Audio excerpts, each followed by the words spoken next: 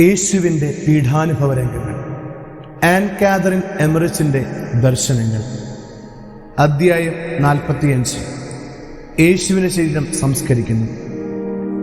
തീവ്രവേദനയിൽ മുഴുകിയ വ്യാകുല മാതാവ് പുത്രന്റെ ശരീരത്തെ നിർവഹിക്കേണ്ട പാവനമായ ശുശ്രൂഷകൾ സൗകര്യപ്രദമാക്കുന്നതിന് വേണ്ട എല്ലാ മുൻകരുതലുകളും ശ്രദ്ധാപൂർവ്വം സ്വീകരിച്ചു. വലിയ ഒരു വിരിപ്പ് കുഷ്യൻ പോലെ രൂപപ്പെടുത്തി പിന്നിൽ വെച്ച് മറ്റൊന്ന് തറയിൽ വിരിച്ച് വലതുകാൽമുട്ട് അല്പമുയർത്തി പരിശുദ്ധ മറിയം അതിലിരുന്നു. യേശുവിൻ്റെ ആരാധ്യമായ ശിരസ് മേരിയുടെ മടിയിൽ വെച്ച് തിരുശരീരം വിരിപ്പിന് മുകളിൽ നിവർത്തിക്കിടത്തി. സ്നേഹാർദ്രയായ അമ്മയുടെ ഹൃദയം ദുഃഖം കൊണ്ട് കവിഞ്ഞൊഴുകി. തൻ്റെ പ്രിയസുതന്റെ പീഡാനുഭവ വേളയിൽ സ്നേഹം പ്രകടിപ്പിക്കുന്നതിന് യാതൊരു വിധത്തിലും കഴിയാതിരുന്ന പരിശുദ്ധ മറിയം താൻ പണ്ട് പിള്ളക്കച്ചയിൽ പോലും സൂക്ഷിച്ച അവന്റെ ശരീരം അവസാനമായി ഒരിക്കൽ കൂടി കൈകളിൽ സ്വീകരിച്ചു. മകന്റെ മുറിവുകൾ ഓരോന്നിലും അമ്മ സൂക്ഷിച്ചു നോക്കി. രക്തക്കറ പുരണ്ട പാവനമായ കവിൾത്തടങ്ങൾ സ്നേഹപാരവശ്യത്തോടെ തലോടി ആശ്ലേഷിച്ചു. മഗ്ദലന ആ പാവന പാദങ്ങളിൽ ചുംബിച്ചു. സുഗന്ധദ്രവ്യങ്ങൾ തയ്യാറാക്കുന്നതിനായി കാൽവരിയുടെ തെക്ക് പടിഞ്ഞാറുള്ള ഗുഹയിലേക്ക് കുറച്ചു പേർ നീങ്ങി. എന്നാൽ ക്രിസ്തുവിൽ ശിഷ്യപ്പെട്ട കാസ്യൂസ് ഏതാനും പടയാളികളോടൊപ്പം അല്പമകലെ നിലയുറപ്പിച്ചു. യേശുവിന്റെ സഹനത്തിലും മരണത്തിലും അസാധാരണതും യാതൊന്നും ദർശിക്കാത്തവർ പട്ടണത്തിലേക്ക് തിരിച്ചുപോയി. കാവൽ നിന്ന പടയാളികളുടെ ഏക ശ്രദ്ധ യേശുവിന്റെ ശരീരത്തിന് അന്തിമോചാരം അർപ്പിക്കുന്നതിൽ യാതൊരു വിഘാതവും ഉണ്ടാകാതെ സൂക്ഷിക്കുക എന്നതിലായിരുന്നു. ഇവരിൽ ചിലർ ആവശ്യമായ സഹായങ്ങൾ ചെയ്തു കൊടുക്കാൻ പോലും സന്നദ്ധരായി. പാത്രങ്ങൾ, സുഗന്ധദ്രവ്യങ്ങൾ, പരിമള തൈലം, സ്പോഞ്ച്, തുണി എന്നിവ ഭക്തസ്ത്രീകൾ ആവശ്യമനുസരിച്ച് എത്തിച്ചു കൊടുത്തു. എന്നാൽ അപ്രകാരം കർമ്മനിരതരല്ലാതിരുന്നവർ പരിശുദ്ധ മറിയം നിർവഹിക്കുന്ന വേദനാജനകമായ പവിത്ര കർമ്മം ഉറ്റുനോക്കിക്കൊണ്ട് അല്പദൂരെ ആദരവോടെ നിലകൊണ്ടു. മഗ്ദലന യേശുവിന്റെ ശരീരത്തിനടുത്ത് തന്നെയിരുന്നു. യോഹന്നാനാകട്ടെ പുരുഷന്മാർക്കും സ്ത്രീകൾക്കുമിടയിൽ നടന്ന് പരിശുദ്ധ മറിയത്തെ പ്രത്യേകിച്ച് സഹായിക്കാൻ കടന്നു വന്നു. ഒരു പാത്രം ചൂടുവെള്ളവും വലിയ ഏതാനും തുകൽ സഞ്ചികളും സ്ത്രീകളുടെ കൈവശമുണ്ടായിരുന്നു.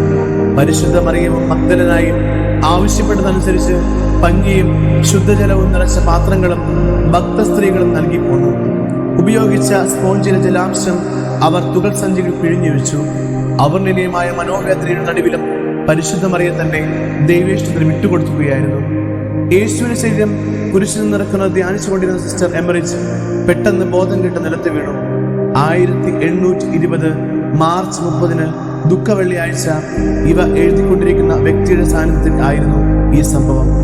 എന്നാൽ കുറച്ചു കഴിഞ്ഞ് അവൾക്ക് ബോധം വീണ്ടും കിട്ടിയപ്പോൾ അപ്പോഴും ഏറെ സഹിച്ചുകൊണ്ടിരുന്നെങ്കിലും താഴെ ചേർത്തിരിക്കുന്ന നൽകി. പരിശുദ്ധ മറിയത്തിന്റെ മടിയിൽ യേശുവിന്റെ ശരീരം കിടത്തിയിരിക്കുന്നത് ധ്യാനിച്ചുകൊണ്ടിരിക്കെ ഞാൻ എന്നോട് തന്നെ പ്രകാരം പറഞ്ഞു, അവളുടെ ശക്തി അപാരം തന്നെ. ഒരിക്കൽ പോലും അവൾ ബോധരഹിതയായില്ലല്ലോ. സഹതാപത്തെക്കാളുപരി ആശ്ചര്യം പ്രകടിപ്പിച്ച ഈ ചിന്തയിൽ എന്റെ വഴികാട്ടി ഇങ്ങനെ പറഞ്ഞു, എങ്കിൽ അവൾ സഹിച്ചത് നീയും സഹിക്കുക. തത്സമയം മനോവേദ മൂർച്ചയേറിയ ഒരു വാൾ പോലെ എന്നിൽ ആഴ്ന്നിറങ്ങി. അത് എന്റെ ജീവനെ അപഹരിച്ചു കഴിഞ്ഞു എന്ന് തന്നെ ഞാൻ വിശ്വസിച്ചു. ഈ വേദന വളരെ നാളത്തേക്ക് അവൾക്ക് സഹിക്കേണ്ടി വന്നു. തൽഫലമുണ്ടായ രോഗം അവളെ മരണത്തിന്റെ വക്കിലെത്തിച്ചു. പീഡനങ്ങളുടെ ആധിക്യത്താൽ അങ്ങേയറ്റം ശോച്യാവസ്ഥയിലെത്തിയിരുന്ന പുത്രന്റെ ശരീരം ആ നിലയിൽ വിട്ടുപോകുക അമ്മയ്ക്ക് സാധ്യമായിരുന്നില്ല.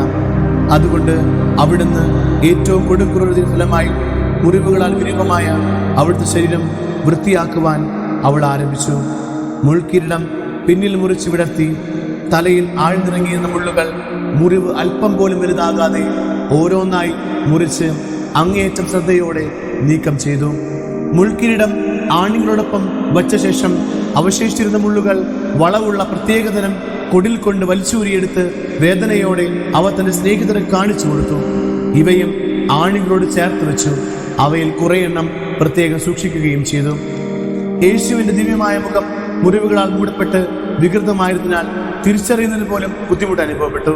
തലമുടിയും താടിയും രക്തം കൊണ്ട് കട്ട പിടിച്ചിരിക്കുന്നു. പ്രിയപുത്രന്റെ മുഖവും ശിരസും കഴുകി മുടിയിലെ കട്ട പിടിച്ച രക്തം നീങ്ങുന്നതിനായി അവർ നനഞ്ഞ പഞ്ഞുകൊണ്ട് തുടച്ചു. മുറിവുകൾ ഒന്നിനു പുറകെ ഒന്നായി വൃത്തിയാക്കിക്കൊണ്ട് അമ്മ പാവനകർമ്മം നടന്നു. അവർ യേശുവിന്റെ മേൽ നടത്തിയ ക്രൂരമായ മർദ്ദനത്തിന്റെ വ്യാപ്തി കൂടുതൽ കൂടുതൽ വ്യക്തമാവുകയും അവളുടെ ഉള്ളിൽ നിറഞ്ഞ അനുകമ്പയുടെയും ആർദ്രതയുടെയും ഭാവങ്ങൾ ദൃശ്യമാവുകയും ചെയ്തു. ചെറിയ കഷ്ണം തുണിയും പഞ്ഞിയും വലതു കൈയിൽ പിടിച്ച് അവന്റെ ശിരസിലെ മുറിവുകൾ, രക്തം തളം കെട്ടി കട്ടപിടിച്ച കണ്ണുകൾ, നാസാതുരങ്ങൾ, ചെവികൾ എന്നിവ അവൾ വൃത്തിയാക്കി. പകുതി തുറന്ന അതരങ്ങൾ, നാവ്, പല്ല് എന്നിവയും അപ്രകാരം തന്നെ തുടച്ച് വെടിപ്പാക്കി. ക്രൂരമായ പീഡാവേളകളിൽ ശത്രുക്കൾ പറിച്ചു നീക്കിയതിൽ അവശേഷിച്ച തലമുടി അവൾ 3 ഭാഗിച്ചു. ചെന്നികളിൽ ഓരോ ഭാഗവും 3-ാമത്തെ ഭാഗം ശിരസിന്റെ പിൻഭാഗത്തും ക്രമപ്പെടുത്തി.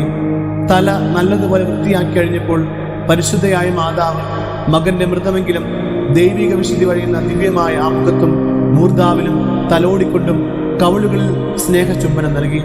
അതിനുശേഷം ആ ശിരസ് അവളൊരു തുണി കൊണ്ട് മൂടി. മുടിയിൽ കിടത്തിയിരിക്കുന്ന മകന്റെ കഴുത്ത്, ചുമലുകൾ, നെഞ്ച്, കൈകാലുകൾ, കാലിൻപാണികൾ കൊണ്ട് തുളയ്ക്കപ്പെട്ട കൈപ്പത്തികൾ, ചവിട്ടിക്കൊണ്ട് അടിച്ചു പൊട്ടിച്ച അരക്കെട്ട്, പുറം എന്നിവയെല്ലാം നോക്കി വിതുമ്പി. നെഞ്ചിലെ അസ്ഥികൾക്കും സന്ധികൾക്കും സ്ഥാനചലനം സംഭവിച്ചിരുന്നതിനാൽ വളയ്ക്കുന്നതിന് സാധ്യമായിരുന്നില്ല. ഈശോ കുരിശുമയ ചുമലിൽ ആഴമേറിയ മുറിവ് കണ്ടു. ശരീരത്തിന്റെ ഉപരിഭാഗം മുഴുവനും ചാട്ടവാറടിയുടെ വടുക്കളും പരിക്കുകളും കൊണ്ട് നിറഞ്ഞിരുന്നു. കാസ്യൂസിന്റെ കുന്തവന പുറത്തു വന്ന ചെറിയ മുറിവ് മാറിടത്തിന് ഇടതുവശത്ത്, വലിയ മുറിവും വലതുവശത്തും ഉണ്ടായിരുന്നു. അവൾ ഈ മുറിവുകൾ കഴുകി. മഗ്ദലന യേശുവിന്റെ മാർഗത്തിൽ നിന്ന് വിട്ടുമാറാതെ മുട്ടിന്മേൽ തന്നെ നിന്ന് മറിയത്തെ യഥാസമയം സഹായിക്കുകയും കണ്ണുനീർ കൊണ്ട് അവന്റെ പാദങ്ങൾ നനച്ച് മുടി കൊണ്ട് തുടയ്ക്കുകയും ചെയ്തുകൊണ്ടിരുന്നു. ഈശോയുടെ ശിരസ്, മാറിടം, കാൽപാദങ്ങൾ എന്നിവ കഴുകി വൃത്തിയാക്കി കഴിഞ്ഞു. തോൽ ഉരിയപ്പെട്ട, കീറിപ്പിളർന്നു പോയ സ്ഥാനങ്ങൾ രക്തം നഷ്ടപ്പെട്ട മാംസം പോലെ വിളറി വെളുത്തിരുന്നു. ശരീരമാകെ മുറിവുകളുടെ ചുവന്ന അടയാളങ്ങൾ നിറഞ്ഞിരുന്നു. വൃത്തിയാക്കിയ ഭാഗങ്ങൾ ഓരോന്നിനും മേരി തുണി കൊണ്ട് മറച്ചു. ഭക്ത സ്ത്രീകൾ ഒരു പെട്ടി നിറയെ സുഗന്ധദ്രവ്യങ്ങൾ നൽകി. പുത്രന്റെ മുറിവുകളിൽ സുഗന്ധതൈലം പൂശുന്നതിന് അവൾ ആരംഭിച്ചു. വിലയേറിയ വിശിഷ്ട തൈലം അതിൽ നിന്നെടുത്ത് മുറിവുകളിൽ പൂശി സുഗന്ധക്കൂട് നിറച്ച് മുടിവെച്ചു. തലമുടിയിലും ആ തൈലം പൂശി. യേശുവിന്റെ പാവനമായ കൈകൾ മറിയം അവളുടെ ഇടത് കൈയിൽ താങ്ങി പിടിച്ച് ആദരവോടെ ചുംബിച്ച് ആണികൾ കൊണ്ടുണ്ടായ ആ വലിയ മുറിവുകൾ തൈലം പൂശി സുഗന്ധക്കൂട്ട് നിറച്ചു. ഇത്രയും മിശ്രിതം കൊണ്ട് തന്നെ ചെവികൾ, നാസാദ്വാരങ്ങൾ, പാർശ്വഭാഗത്തുണ്ടായിരുന്ന മുറിവുകൾ എന്നിവയും പൂശി. ഇതിനിടയിൽ മഗ്ദലന കർത്താവിന്റെ കാൽപാദങ്ങൾ തുടച്ച് തൈലം പുരട്ടി. തന്റെ മുഖം ആ തൃപ്പാദങ്ങളിൽ അമർത്തി കണ്ണുനീർ കൊണ്ട് വീണ്ടും കഴുകി. ശരീരം ശുചിയാക്കാൻ ഉപയോഗിച്ച ജലം ഒട്ടും പുറത്തു കളയാതെ പഞ്ഞി വിഴഞ്ഞ് തുകൽ സഞ്ചയത്തിന് ശേഖരിച്ചു. അധികം ദൂരെയില്ലാതിരുന്ന ഗിഹോൺ അരുവിൽ നിന്ന് ശുദ്ധജലം കൊണ്ടുവരുന്നതിനായി കാസ്യൂസും മറ്റൊരു പടയാളിയും പല പ്രാവശ്യം പോകുന്നത് ഞാൻ കണ്ടു. എല്ലാ മുറിവുകളും സുഗന്ധം നിറച്ചു കഴിഞ്ഞപ്പോൾ പരിശുദ്ധ മറിയം യേശുവിന്റെ ശിരസ് ലിനൻ തുണിയിൽ മുഖം മറയാത്തവന് പൊതിഞ്ഞു. പകുതി അടഞ്ഞിരുന്ന യേശുവിന്റെ കണ്ണുകൾ മെല്ലെ സ്പർശിച്ചടച്ചു. തന്റെ കൈകൾ കുറച്ചു നേരം അതിന്മേൽ വെച്ചു. അവന്റെ അധരങ്ങളും ചേർത്തടച്ച ശേഷം സ്നേഹാദരവോടെ മുഖത്ത് അമ്മ മുഖമമർത്തി ഒരു പവിത്ര മേനിയോടെ ആശ്ലേഷിച്ചു. ജോസഫും നിക്കോദെമസും കാത്തു നിൽക്കുകയായിരുന്നു. സാബത്ത് അടുത്തിരുന്നതിനാൽ സുഗന്ധലേപനം വേഗം പൂർത്തിയാക്കിയിരുന്നു.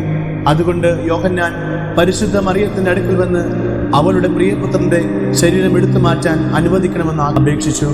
ഒരിക്കൽ കൂടി ആ മൃതശരീരം വാരിപ്പുണർന്ന് മഹത്തായ മാതൃത്വത്തിന്റെ മനസ്സലിയിക്കുന്ന ഭാഷയിൽ അവൾ മകനോട് യാത്ര ചൊല്ലി.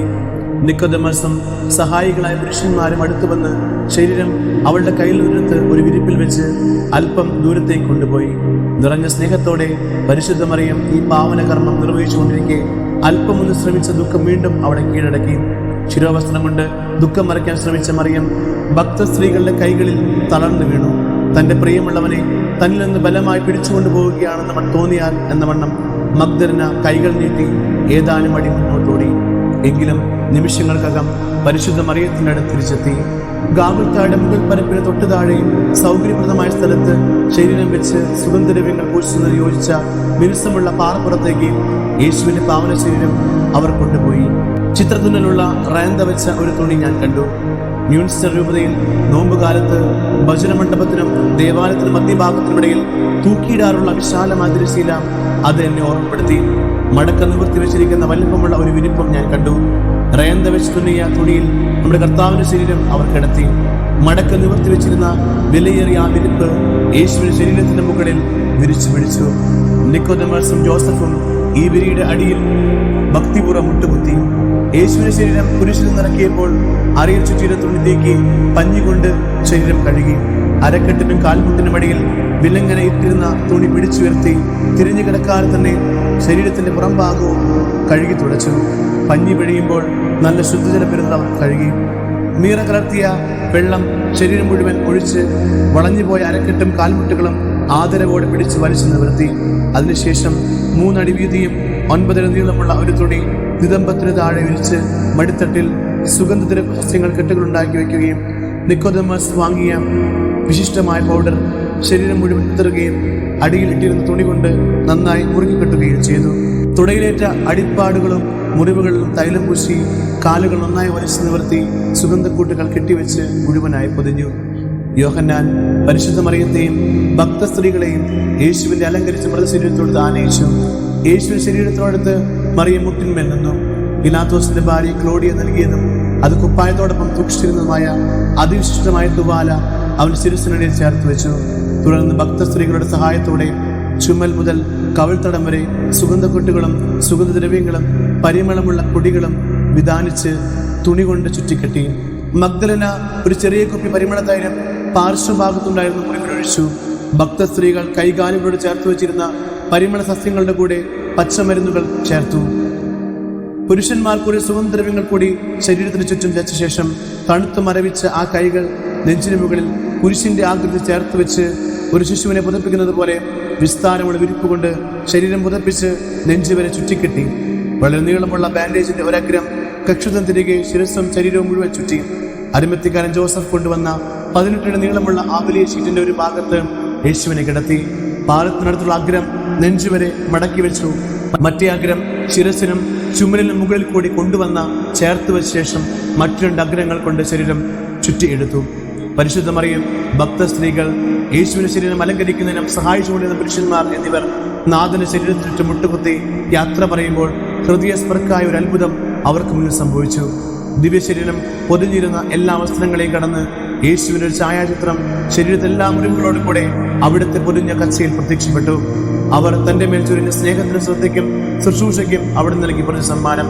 കണ്ണുനീർ തൂക്കിക്കൊണ്ട് ആ പാവന ശരീരത്തിന് ആശ്ലേഷിച്ച് അത് നൽകിയ അത്ഭുതകരമായ അടയാളം അവരെല്ലാവരും ഭക്തിപൂർവ്വം ചുംബിച്ചു. ആ ഷീറ്റ് ഉയർത്തിയപ്പോൾ അവന് ചുറ്റിയിരുന്ന എല്ലാ കച്ചകളും വളരെ വെണ്ണുള്ളതായി കാണപ്പെട്ടു. എന്നാൽ ഏറ്റവും മുകളിലായിട്ടിരുന്ന കച്ചയിൽ മാത്രമാണ് അത്ഭുതകരമായ അടയാളം പതിഞ്ഞതെന്ന് മനസ്സിലായപ്പോൾ അവർ കൂടുതൽ വിസ്മയഭരിതരായി. ശരീരം മുഴുവൻ സുഗന്ധക്കൂട്ട് കൊണ്ട് പൊതിഞ്ഞിരുന്നതിനാൽ ഈ അടയാളം മുറിവിൽ നിന്നൊഴുക്കിയ രക്തം കൊണ്ടുണ്ടായതല്ല എന്ന് വ്യക്തമായിരുന്നു. പിതാവ് പുത്രനെ മഹത്വപ്പെടുത്തിയ സാക്ഷ്യം വഹിക്കുന്ന അതിസ്വാഭാവികമായ ഒരു ഛായാചിത്രമായിരുന്നു അത്. ഈ കച്ചയുടെ തുടർന്നുള്ള ചരിത്രത്തോട് ബന്ധപ്പെട്ട് പല കാര്യങ്ങളും ദർശിച്ചിട്ടുണ്ട്. എന്നാൽ അവയിലെല്ലാം പരസ്പരം ബന്ധപ്പെടുത്തി വിശദീകരിക്കുന്നതിന് ഞാൻ ഏറെ ബുദ്ധിമുട്ട് അനുഭവിക്കുന്നു. കുത്താണതിനു ശേഷം ഇത് യേശുവിന്റെ സ്നേഹിതരുടെ അധീനതയിലായിരുന്നു. 2 പ്രാവശ്യം യഹൂദരുടെ കൈവശമെത്തി. പിന്നീട് പല സ്ഥലങ്ങളിലും ഇത് വണങ്ങപ്പെട്ടു. സുഗന്ധക്കൂട്ടുകൾ പൊതിഞ്ഞ യേശുവിന്റെ മൃതശരീരം തുകൽ വിരിച്ച കൈവണ്ടിയിൽ എടുത്തു വെച്ച് തവിട്ട് നിറമുള്ള അതിവിശിഷ്ടമായ തുണികൾ കൊണ്ട് ആവരണം ചെയ്തു. നീളമുള്ള 2 തണ്ടുകൾ ആ വണ്ടിയിൽ ബന്ധിച്ചു. ഇത് വാഗ്ദാന പേടകത്തിന്റെ സ്മരണ തരുന്നു. മുന്നിൽ ഉറപ്പിച്ച തണ്ടിന്റെ അഗ്രഹങ്ങൾ നിക്കോദെമസും ജോസഫും ഇരുന്നിരുന്ന വശങ്ങളിൽ നിന്നും അവരുടെ ചുമലിൽ വഹിച്ചു. അബ്നദാർ, യോഹന്നാൻ എന്നിവർ പിന്നിലും. അവർക്ക് പിന്നാലെ പരിശുദ്ധ മറിയം, അവളുടെ മൂത്ത സഹോദരി മേരി ഏലി, മഗ്ദലന, ക്ലെയോഫോസ് മേരി, വെറോനിക്ക, യോഹന്നാക്കൂസ, മാർക്കോസിനമ്മ മേരി, സബദിയുടെ ഭാര്യ സലോമി, മേരി സലോമി, ജെറുസലേമിൽ സലോമി, സൂസന്ന, അനന്തരവൾ അന്ന എന്നിവരും വന്നു. ഏറ്റവും പിന്നിലായി കാസിയൂസും പടയാളികളും ഇവരോട് ചേർന്നു. നായിമിലെ മാറോണി, സമറിയക്കാരി ദീന, സെൽബൂണിൽ നിന്നുള്ള മാറ എന്നിവർ ലാസറിനോടും മർത്തായോടും കൂടെ ബദാനയിലായിരുന്നു. ശവകുടീരത്തിനകയിൽ പ്രകാശം ലഭിക്കുന്നതിന് വിളക്കുമായി 2 പടയാളികൾ മുമ്പേ നടന്നു. ഇപ്രകാരം അന്ത്യയാത്ര ഏകദേശം 7 മിനിറ്റ് മുന്നോട്ട് നീങ്ങി. ഭക്തരായ ഈ സ്ത്രീ പുരുഷന്മാർ വിലാപസ്വരത്തിൽ എന്നാൽ വളരെ ഹൃദ്യമായ സങ്കീർത്തനങ്ങൾ ആരംഭിച്ചുകൊണ്ടിരുന്നു. അവർ നടന്നു നീങ്ങിക്കൊണ്ടിരിക്കെ താഴെയുടെ എതിർവശത്ത് മലയിൽ യോഹന്നാൻ സഹോദരൻ വലിയ യാക്കോബ് നിൽക്കുന്നതും തനിക്ക് കാണാൻ കഴിഞ്ഞവരെ മറ്റു ശിഷ്യന്മാരെ അറിയിക്കുന്നതിനുമായി അല്പം കഴിഞ്ഞ് തിരിച്ചു പോകുന്നത് ഞാൻ കണ്ടു. ജോസഫിന്റെ തോട്ടത്തിലേക്ക് പ്രവേശിക്കുന്ന കവാടത്തിന് മുമ്പിൽ ആ വിലാപയാത്ര നിന്നു. അകത്ത് കടക്കുന്നതിന് കവാടത്തിലെ ഏതാനും കുറ്റികൾ പറിച്ചു നീക്കേണ്ടിയിരുന്നു. ശവകുടീരത്തിന്റെ കവാടത്തിലേക്ക് ഒരു വലിയ കല്ല് തള്ളി നീക്കുന്നതിന് പിന്നീട് അവർ ഉപയോഗപ്രദമായി. പാറയുടെ എതിർവശത്ത് ഷീറ്റ് കൊണ്ട് നന്നായി മൂടിയ ഒരു പലകയിൽ ദിവ്യശരീരം വെച്ചു. ഈ ഗുഹ നിക്കോദെമോസിന്റെ സേവകർ അല്പം മുമ്പ് വൃത്തിയാക്കിയതിനാൽ അതിന് ഉൾഭാഗം വളരെ വെളുപ്പും ഭംഗിയുള്ളതായി കാണപ്പെട്ടു. ഗുഹ അദ്വാരത്തിന് തൊട്ടു മുമ്പിലായി ഭക്തസ്ത്രീകൾ വന്നു. നമ്മുടെ കർത്താവിന്റെ ശരീരം വഹിച്ചിരുന്നവർ ഗുഹയിൽ അത് വെക്കേണ്ട ഭാഗം വിലയേറെ സുഗന്ധദ്രവ്യങ്ങൾ കൊണ്ട് നിറച്ച മീതെ തുണി വിരിച്ച് അതീവ സ്നേഹാദ്രവങ്ങളുടെ ദിവ്യശരീരം അതിനു മുകളിൽ വെച്ചു. ആഴമായ സ്നേഹം ഒരിക്കൽ കൂടി പ്രകടിപ്പിച്ചുകൊണ്ട് ആ തിരുമേനി കണ്ണീരോടെ അവർ ഓരോരുത്തരും ആലിംഗനം ചെയ്തു. വിട്ടകലതിന്റെ വൈമുഖ്യത്തോടെ അവർ ഗുഹയ്ക്ക് പുറത്തു കടന്നു. പരിശുദ്ധ അമ്മ അകത്ത് പ്രവേശിച്ച് പ്രിയപുത്രന്റെ ശിരസിനോട് ചേർന്നിരുന്ന് കമിഴ്ന്ന് അവന് ശരീരത്തിന്മേൽ ചുംബിച്ചു. മഗ്ദലേന പെട്ടെന്ന് അവിടെ കടന്നു വന്ന് ആ തോട്ടത്തിൽ തന്നെ അവൾ ശേഖരിച്ച പൂക്കളും ഇലകളും ശരീരത്തിൽ വെച്ച് കൈകൾ കൂപ്പി തേങ്ങിക്കരഞ്ഞു. ശവകുടീരത്തിൽ അടക്കേണ്ടിയിരുന്ന എന്നെ അറിവ് ലഭിച്ചപ്പോൾ മറ്റു സ്ത്രീകളുടെ അടുക്കലേക്ക് അവൾ നീങ്ങി. ശരീരം വെച്ചിരുന്ന ഷീറ്റിന്റെ അവശേഷിച്ച ഭാഗം കൊണ്ട് അത് പൂർണ്ണമായി ആവരണം ചെയ്തു. തവിട്ട് നിറമുള്ള വിരി എല്ലാറ്റിനും മുകളിലായി വിരിച്ചു. അതിനുശേഷം ലോഹം കൊണ്ടുണ്ടാക്കിയ ചെമ്പ് നിറമുള്ള മടക്ക് വാതിലുകൾ അടച്ചു. 2 കമ്പികളിൽ ഒന്ന് നേരെ കുത്തനെയും അടുത്തത് വിലങ്ങനെയും വാതിലിന് മുകളിൽ വെച്ചു. ശരിയായ കുരിശിൻ രൂപമായിരുന്നു അതിലുണ്ടായിരുന്നത്. ശവകുടീരം മൂടുന്നതിന് ഉദ്ദേശിക്കപ്പെട്ടിരുന്ന കല്ല് ഗുഹാമുഖത്ത് തന്നെ വെച്ചിരുന്നു. ആ വലിയ കല്ല് നീളമുള്ള പെട്ടിയുടെയോ അഥവാ ശവകുടീരത്തിന്റെയോ ആകൃതിയിലുള്ളതായിരുന്നു. ഒരാൾക്ക് കിടക്കുവാൻ തക്ക നീളവും നല്ല ഭാരവുമുള്ള ഈ കല്ല് നീക്കുന്നതിന് ദണ്ഡുകൾ ഉപയോഗിക്കേണ്ടിയിരിക്കുന്നു. കമ്പുകൾ മെടഞ്ഞുണ്ടാക്കിയ ഒരു വാതിൽ കൊണ്ട് ഗുഹയിലേക്കുള്ള പ്രവേശനം അടച്ചു. അതിനുള്ളിൽ എന്തു ചെയ്യണമെന്നുള്ള വെളിച്ചം ഉപയോഗിക്കേണ്ടിയിരിക്കുന്നു. കാരണം സൂര്യപ്രകാശം ഈ ഗുഹയിൽ അല്പം പോലും പ്രവേശിച്ചിരുന്നില്ല.